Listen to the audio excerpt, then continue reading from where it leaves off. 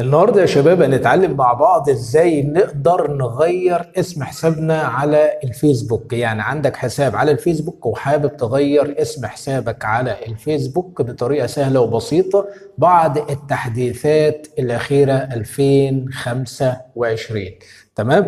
كل اللي عليك هتمسك الموبايل بتاعك، تمام، وهتفتح تطبيق الفيسبوك من خلال الهاتف المحمول بتاعك. تمام. بعد كده تضغط على الثلاث شروط، بعد كده تجيب الاعدادات والخصوصيه، بعد كده تختار الاعدادات. هيفتح معاك بالشكل ده. تمام. هنضغط على اطلاع على المزيد في مركز الحسابات، هيبدأ يفتح معايا برضو بالشكل اللي انتوا شايفينه ده. تمام. هضغط على الملفات الشخصية. تمام.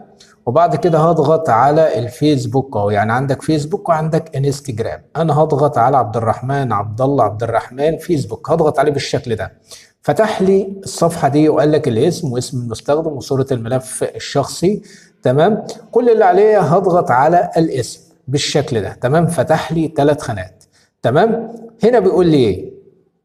في حالة تغيير اسمك لن تتمكن من تغييره مرة أخرى لمدة 60 يوم. يعني لو أنا دلوقتي غيرت اسمي على الفيسبوك، تمام، مش هقدر أغير اسمي للمرة التانية إلا بعد 60 يوم. لازم 60 يوم يعدوا، بعد كده أبدأ أغير اسمي للمرة التانية. تمام. أنا هاجي عند عبد الرحمن هنا هحذفه وأخليه مثلا عبد الله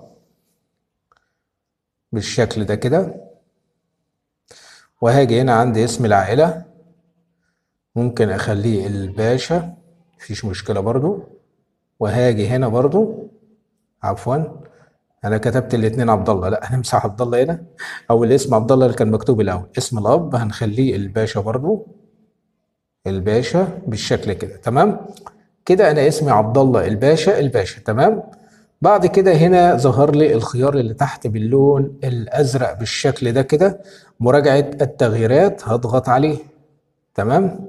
هنا بقول له نطلب جميع الأشخاص في الفيسبوك باستخدام الاسم الذي يستخدمونه في الحياة الحقيقية. تمام. أنا ممكن أجي عند الباشا دي وأحذفها عادي، مفيش مشكلة اهوت. تمام. وهقول له مفيش أي مشكلة.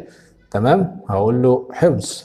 تمام. كده اتحفظ معايا بطريقه سهله وبسيطه. هنا بقول لك معاينه اسمك الجديد، عايز تخلي اسمك عبد الله الباشا زي ما انت كاتبه، ولا الباشا عبد الله تبدا تغير عادي مفيش اي مشكله، بس انا هخليه عبد الله الباشا وهبدا اقول له حفظ التغييرات.